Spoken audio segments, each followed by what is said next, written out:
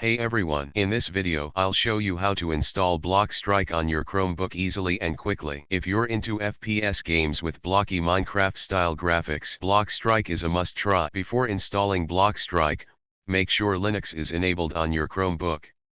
To do this, go to Settings about Chrome OS, then enable it and wait for the installation to complete.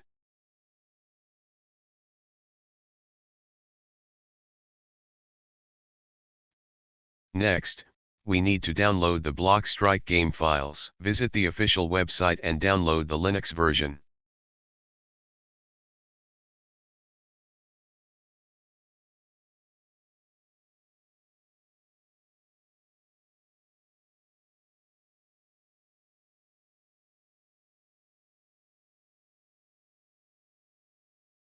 After the game file is finished downloading, we need to install some additional packages to ensure the game runs properly. Open the Linux terminal and enter the following command.